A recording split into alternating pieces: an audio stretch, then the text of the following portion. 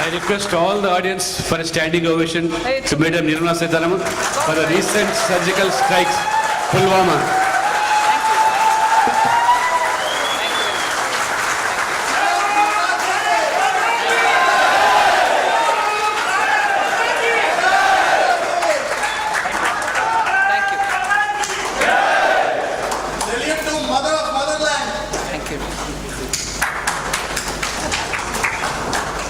Thank you, Yoganand ji, for arranging this, and Dr. Lakshman for ensuring that I come without any excuses. The buzz in the crowd, the energy in the crowd, the drive with which you are waiting for the day, the polling day, I can see. And so this campaign for Telangana for Modi itself is very invigorating, if you ask me, for those of us who are in the grind of the campaign. I may not be contesting, but there are people for whom all of us are working together to make sure that this Lok Sabha election, the election of 2019, is going to make a big difference for India. I start, therefore, my initial remarks, which I would like to keep very brief, but of course there are several things which I want to share with you. I'll just flag off many of those points, which I'm sure all of you are very thinking public. You'll immediately connect to the thought that I have in this matter. So I'll just very quickly highlight some of the issues on the basis of which you and many of those who are going to get influenced by you can think as to why ek bar fir Modi Sarkar. We need once more for Modi to come back. So the pointers I want to leave for you all to think about are like this. See, 2014 we thought was a big momentous occasion. It made a very big difference for all of us. And for the first time after decades, you had a government which was given such a majority, a single largest party majority, a complete majority. And therefore we thought all of us have made a contribution. Yes, we did make a contribution. There's no second thought on that. But that was important. That was very important because it changed the course of the discourse in India, for democracy in India, for the way in which the thinking voter has to put all the facts before himself and look at the priorities. So 2014 was a landmark election with landmark outcome, and a government which came in place has showed in the 5 years that what it is capable of doing. Now I want to contrast that with 2019. 5 years of our government, 5 years of Modi's government, post which you're going for an election. Very different from 10 years of somebody else's government, the UPA's government, when Modi was in the opposition, Modi's party was in the opposition, he was in Gujarat, all of us worked to have him come here. But we have not done the game completely yet. The whole historic paradigm shift about which all of us are feeling with a sense of relief and happiness is not over yet. In fact, if you ask me, it's at a stage where if you leave it now, you're taking the country back, I would say, at least 50 years. If you give it that support, you will see rapid strides because the foundation, the systemic reforms, the de-weeding of those dead woods, either in law or in regulation, or in the way in which the system functioned or dysfunctioned, all that has been completely given a complete shake-up. Systems have been cleansed out. A lot of bureaucracy has been given reasons that now you have to work, and that change is showing. So at this stage, when the foundation for real reforms to take place, with some of them having already seen the light of the day, for us now to say, do you want to have a change, is just not going to benefit any one of us. I'm not fear-mongering, but be clear, you are all people belonging to very responsible institutions. You're part of large institutions or you run your own institutions. at a time when you made considerable change. Would you want to say, I've done the change and leave it halfway? I don't think.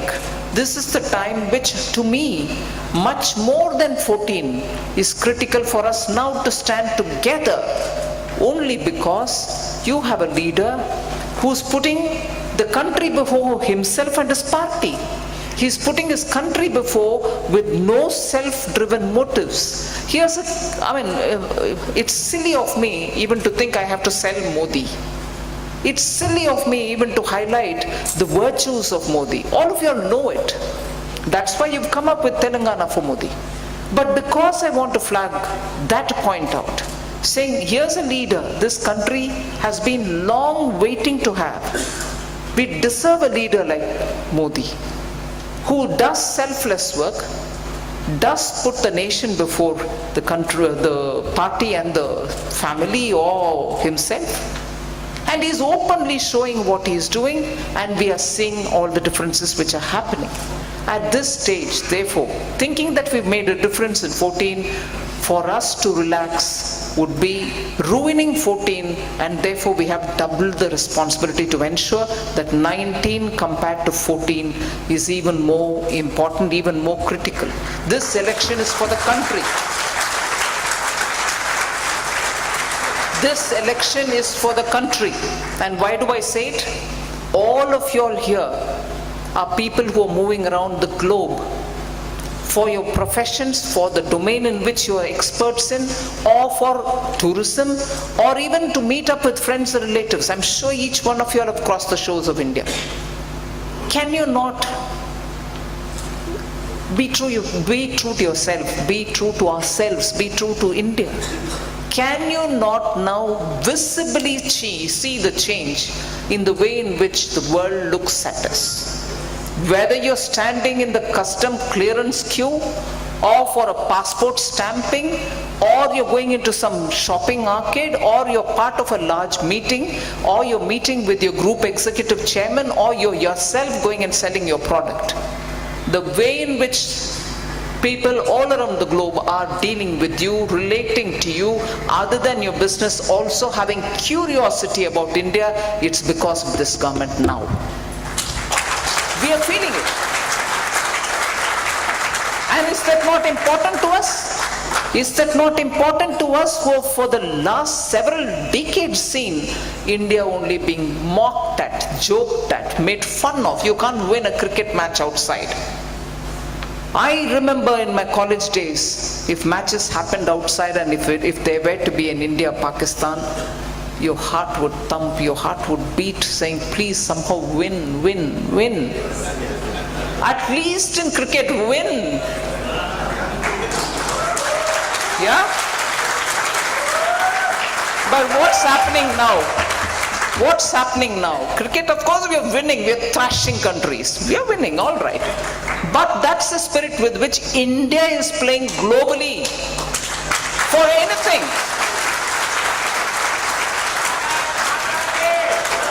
In global negotiations, multilateral forum, bilateral forum, Indians walk in with heads held high. Your positions are clear. You're stating it with confidence. You're seeking good bargains. You are asserting. You even have the clear head saying, it's all right. If it doesn't suit me, goodwill to you, goodwill to me, I'm going out. You're not walking out, but you're going out with strength only to come back to say, now, will you agree? That's the kind of credibility India has acquired. Credibility is not acquired just because of a handsome leadership. You know why I'm saying that? It's not handsome, Cambridge-educated leadership which is required. Handsome, Cambridge-educated leadership with clipped English Queen's accent is not just what is going to make it. The leadership today is able to go with confidence to say, my economy is performing. My people are skilled. They're talented youngsters who are coming out and doing the best for your countries. We have our strengths. My army is strong. My youth are full of energy and they can contribute both as consumers and contributors to other economies. All these collective sense of feeling one and proud is being conveyed nicely to everybody. Leaderships are being looked at into their eyes and being told, look, take us seriously. These are our strengths. This is where we come from. We want peace. We are willing to contribute to your economy. We want you to have an understanding of what we are. The age where you were begging for even small things from abroad is not required now. We have openly now, not just us, even the earlier government had to say, we don't need aid to take care of our country, we can take care of ourselves. Now we are the biggest HADR providers, first responders in any international calamity, be it the recent cyclone in Mozambique.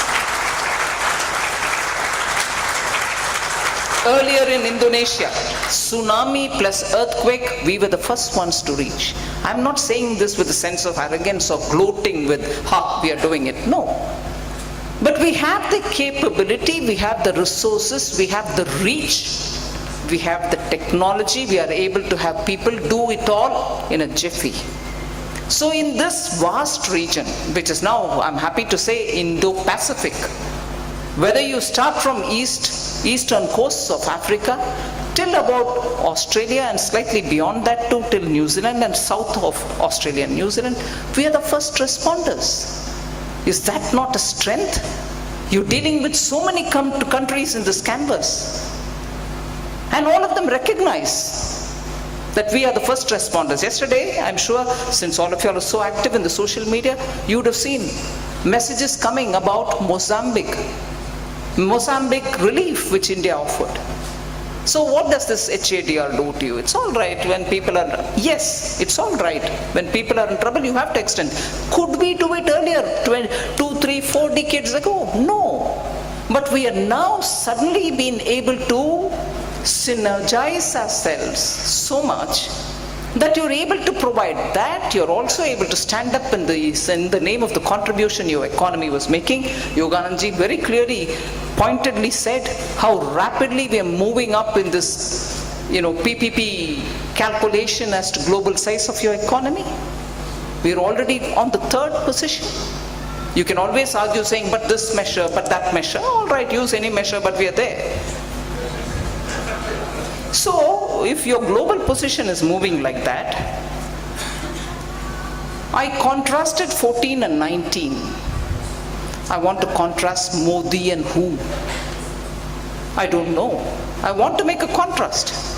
Because election is a matter of compare and contrast and make a studied, calculated choice. We're talking about election. If Modi is what we constantly talk about, who we constantly talk about, and we want to say he has to come back because there's reason for him to come back, who's the other? Actually, who is the other?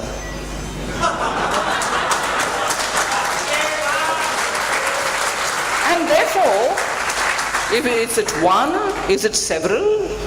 Is it going to be so many people for that one chair? Or is it that one? So who do I compare him with? For what qualities do I compare him with? For us to think. Now, suppose I want to think that in terms of that one national party which is now dwindled to lesser than probably a regional party. Look at the responsibility with which they have behaved as a party in the opposition. You have a global scale in the sense globally noticed, globally observed, globally remarked and questioned issue about Doklam. Everybody was talking about it. India was handling it with its cool-headedness. Doklam. At that time,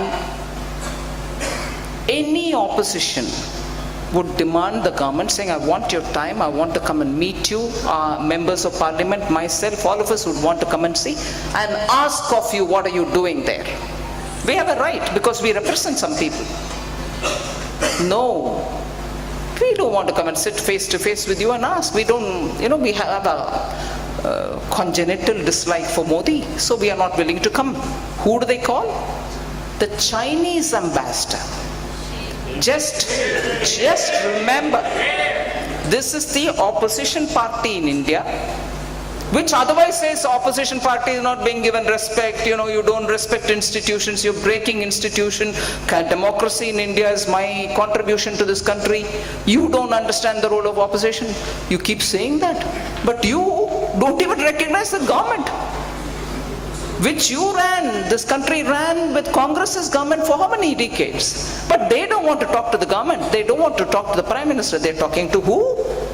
With Chinese ambassador when we are in the middle of Doklam. Now what do you take that for? Is it a responsible step of a responsible opposition or what? And are you now therefore going to have to compare Modi with somebody who led a responsible opposition, or somebody who led a kind of opposition which chose to do anything? One. Second, now obviously Dr. Lakshman nicely said about Balakot.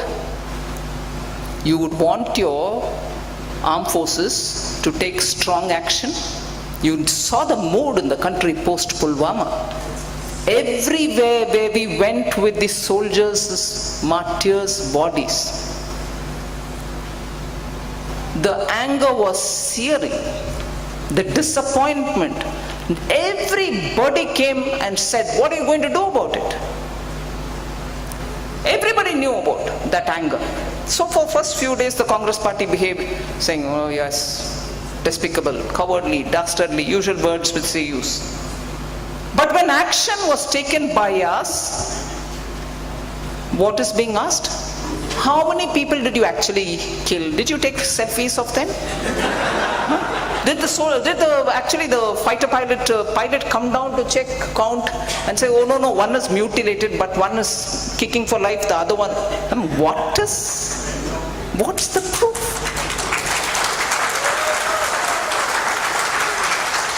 Shocking conduct. Absolutely shocking conduct. And if anything, the morale of the armed forces is what is being hit at, because you can have people in the Air Force telling me now too, ma'am, it's a question of our honor. Our own people are questioning our honor. We've done this. By questioning the government in this matter, where this government has very clearly said, in fact, immediately after Pulwama, Prime Minister very clearly said what? It's now up to them. I have given the freedom for the armed forces to take a call as to when they want to do whatever they want to do. That freedom was given to them.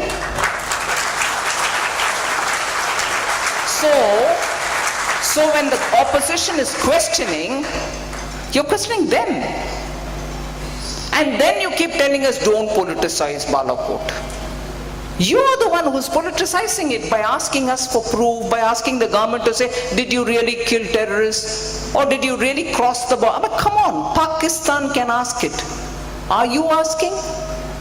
Pakistan is the first one to put on Twitter, one of their armed forces, Major General or somebody says, we saw the aircrafts flee, they are Indian aircrafts flying for life. And they, scattered some bombs and went, not admitting what actually happened. They are claiming it. Jaish-e-Mohammed is claiming it. But here, you're questioning it. So, just flagging off the fact that Doklam, you trust the Chinese, now you don't trust the armed forces, you keep asking us for the proof. Then of course they have a set of supporters who will also say that one soldier who was sent back, the airman who was sent back, Pakistan Prime Minister needs to be given Nobel Prize. Yeah? And it's all right for Pakistan to say, because they have been terrible in terms of record of dealing with prisoners of war. I still feel very, very heavy in my heart when I think of the way in which our Jawans, our prisoners of war are handled by the Pakistanis, the way they handle. And till today I still feel very, very, heavy in my heart when I think of that one of our soldiers, brave man, who was caught and mutilated. His name, I think, is Kalia. Yes. Justice has to be given to him. It's not been given. The parents are going around saying, no justice for my son. That's the Pakistan we are talking of. And today, if they've returned one of our, airmen, they want a Nobel Prize for it. What happens? Will they give it back for Kalia? So, 91,000 soldiers who were caught by India in 1971 were unconditionally returned to Pakistan. Did any one of us think India should receive 91,000 times the Nobel Prize? Unbelievable. So this is the set of, the Bhajan Mandali that the Congress party has around here themselves, which will go on, yes, the statesman in Pakistan, give him Nobel Prize because he sent, we should talk with them because, one of our airmen has been sent back immediately. I'm not asking you to make a, terrible caricature of the Pakistan Prime Minister, but is this the time to say he's behaving like a statesman, but you give me proof? Where are your priorities? And this is the opposition party we have. Opposition at that time, not BJP, Jansangh, with Atal Bihari Vajpayee, stood with the government saying, yes, we need to think of Bangladesh and we need to do something about it. In fact, I said earlier I won't talk, it's just going on. I probably will conclude. Opposition and its sense of responsibility is something which I want all of you all to keep in mind. The initial years after 14, they were obstructionist in the parliament. Now, they are only churning out fakery every day, false allegations every day, about everyone. Look at the diary, the nonsense which they came up with about Yediyurappa yesterday. Nothing matches. Nothing matches. It has already been very clearly stated by the authorities that the papers are not even verifiable, but Yediyurappa openly came up saying, please check up my handwriting. Yesterday, Shri Arun Jaitley has written about it. We all saw it. Rafael, you saw the extent to which lies were perpetrated. They meet up with the former president of France. Just a few days before the meeting, the Congress spokesperson, it was again the famous Randeep Surjewalaji, who, obviously, said, no, this is something of national, security, national interest, we can't be talking about it. We won't be talking. It's for the government to talk with whoever, with the countries abroad. We won't be talking about it. I said this in the parliament also. But then after that he comes back to say, what did he say? The former president, that India's prime minister is a chor. Does international dialogues take place in these sort of words? I've never heard of it. There's never a record of any of such claims made by the opposition leader. Now again, therefore, who are we comparing?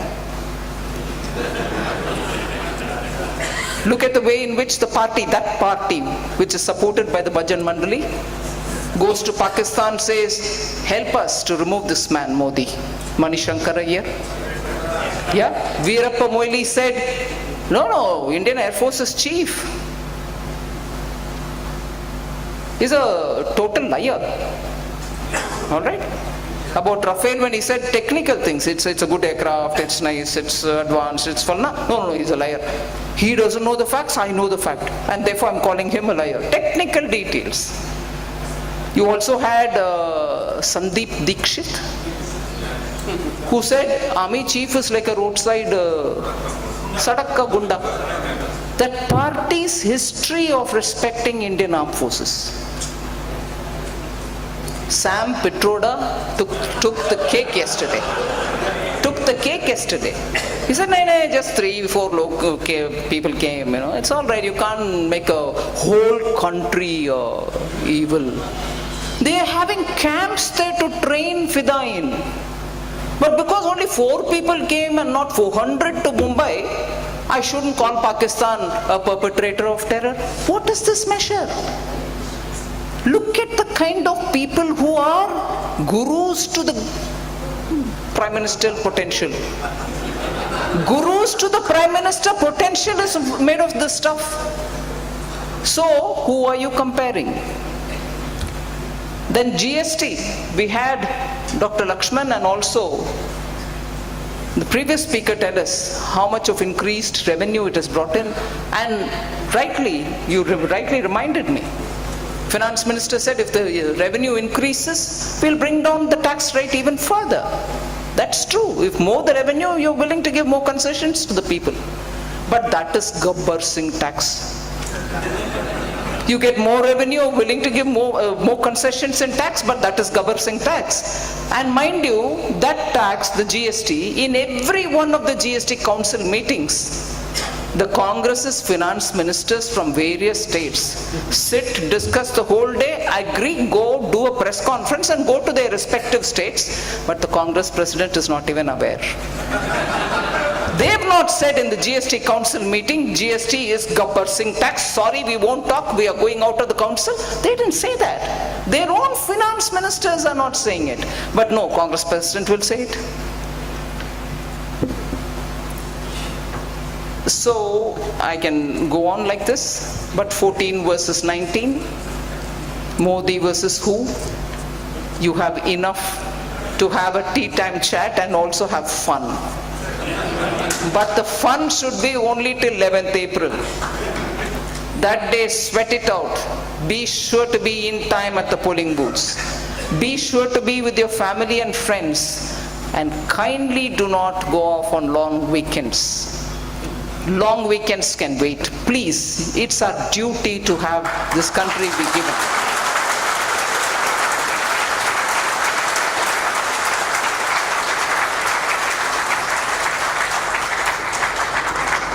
I actually request you full-heartedly, wholeheartedly, and haath jod karke, please ensure you cast your vote. Don't think one vote is insignificant. Jokes about Nota are not for us. This country cannot choose nobody. You have to choose somebody. But choose that somebody who's proven in the 5 years that he's responding, he's cleaning up the system. India needs somebody like this. No point of all of us, look at Lee Kuan Yew, look up to Singapore. It's all right. Give our Lee Kuan Yew a chance. Give him a chance again. Thank you very much. Jai Hind.